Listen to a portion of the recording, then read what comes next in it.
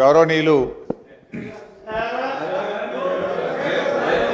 రాష్ట్ర ముఖ్యమంత్రి గారు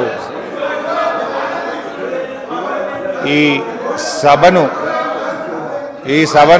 ఒక నిమిషం కొద్దిగా ఓపిక ఉండాలి అధ్యక్ష. చాలా విషయాలు మాట్లాడేది ఉంది, తొందరపడకండి రాజగోపాల్ గారు.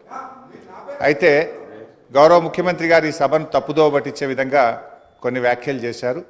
సభ యొక్క రికార్డులు సరిచేయాల్సినటువంటి అవసరం ఉంది కనుక నేను ఈ అవకాశం తీసుకున్నాను అధ్యక్ష. ముఖ్యమంత్రి గారు మాట్లాడుతూ పోతిరెడ్డిపాడు ప్రాజెక్టు పైన మా నాయకులే కొట్లాడారు, ఆ రోజు రాజశేఖర రెడ్డి గారి క్యాబినెట్లో ఉన్నటువంటి మంత్రులు మాట్లాడలేదు అనేటువంటి మాట వారు మాట్లాడినారు. నేను దాని మీద ఒకరోజు వీలైతే చర్చ పెట్టండి, సభ రికార్డులు తీసి బయట పెట్టండి, వీడియో ఫుటేజ్ కూడా ఉంటుంది సభలో, అన్ని విషయాలు కూడా బయట పెడితే దాని మీద నేను చర్చకు సిద్ధం. But I want to reiterate the record. ఆ రోజు రాజశేఖర రెడ్డి గారి క్యాబినెట్ నుంచి మేము 6 మంత్రులం 14 నెలలకే మేము రాజీనామా చేశాము. మేము రాజీనామా చేసినప్పుడు చెప్పే 6 కారణాలు, అందులో మొట్టమొదటి కారణం అక్రమంగా పోతిరెడ్డిపాడు ప్రాజెక్టును పొక్కగొట్టి మా తెలంగాణకు దక్కాల్సిన కృష్ణా నదీ జలాలను రాయలసీమకు తరలించకపోతున్నందుకు నిరసనగా ఈ క్యాబినెట్ నుంచి మేము వైదొలుగుతున్నాము. తెలంగాణను ముంచి పులిచింతల ప్రాజెక్టు కట్టి ఆంధ్రాకు నీళ్లు మళ్లించే పులిచింతల ప్రాజెక్టును ఆపకపోవడం వల్ల మేము ఈ క్యాబినెట్ నుంచి వైదొలుగుతున్నాము. 610 జీవో అమలు చేయడంలో నిర్లక్ష్యం కారణంగా మా తెలంగాణ పిల్లలకు ఉద్యోగాలు దక్కే విషయంలో మా మాట తప్పుతున్నందుకు నిరసనగా ఈ క్యాబినెట్ నుంచి మేము వైదొలుగుతున్నాము. నక్సలైట్లతో చర్చల పేరిట చర్చలు జరిపి ఎన్కౌంటర్లు చేస్తున్నారు, ఆ ఫేక్ ఎన్కౌంటర్లు జరుగుతున్నాయి కనుక మేము రాజీనామా చేస్తున్నాము. ఇట్లా ఒక 6 కారణాలు ఇదే సభలో చెప్పాం, బయట చెప్పి మేము ఆ రోజు రాజీనామా చేస్తామనేటువంటి విషయాన్ని సభ ద్వారా గౌరవ ముఖ్యమంత్రి దృష్టికి మీ దృష్టికి తెస్తున్నాను.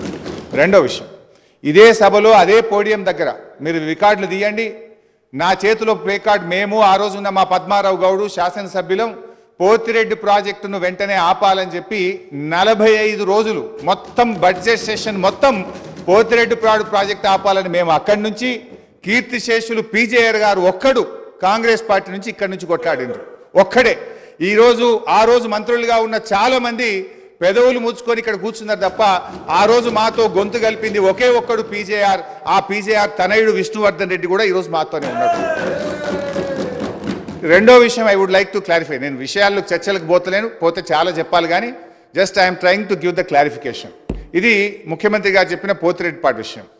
రెండో విషయం, ముఖ్యమంత్రి గారు మాట్లాడుతూ నేను శాసనసభ్యుడు కాకుండా మంత్రిని చేసిన ఘనత కాంగ్రెస్ పార్టీదని వారు మాట్లాడినారు. ఆ కాంగ్రెస్ పార్టీని అధికారంలో తెచ్చిన ఘనత టీఆర్ఎస్ పార్టీది. ఆ రోజు చంద్రబాబు నాయుడు గారు తెలుగుదేశం హయాంలో వీరు ఓడిపోయి కనీసం ప్రతిపక్ష హోదా దక్కకుండా పూర్తిగా దిగజారిపోయినటువంటి కాంగ్రెస్ పార్టీకి జీవం పోసింది కేసీఆర్ గారు, టీఆర్ఎస్ పార్టీ. ఎందుకంటే నేను ఆ రోజు ప్రణబ్ ముఖర్జీ గారితో హిమాచల్ భవన్లో చర్చలు జరిగినప్పుడు కీర్తిశేషులు వెంకటస్వామి గారు, గౌరవనీయులు మాజీ ఎంపీ సురేందర్ రెడ్డి గారు, కేసీఆర్ గారు, ఆలే నరేంద్ర గారు, నేను ఆ చర్చల్లో ఉన్నాను. కేసీఆర్ గారు ఆ రోజు మాట్లాడుతూ ఆ అలయన్స్ చర్చలు జరిగినప్పుడు తప్పకుండా ఈ రాష్ట్రంలో కాంగ్రెస్ పార్టీ అధికారంలోకి తెస్తాం, దేశంలో కూడా అధికారంలోకి వస్తుందంటే ఆ రోజు ప్రణబ్ ముఖర్జీ గారు మాజీ రాష్ట్రపతి గారు అన్న మాట I was part of the discussion. Chandrashekar గారు మీరు అన్నట్టు నిజంగా కాంగ్రెస్ పార్టీ అధికారంలోకి వస్తే నువ్వు నా ఇంట్లో కూర్చొని తెలంగాణ రాష్ట్రం తీసుకొని పో, నిజంగా అధికారంలోకి వస్తుందా అని ఆయన అన్నారు.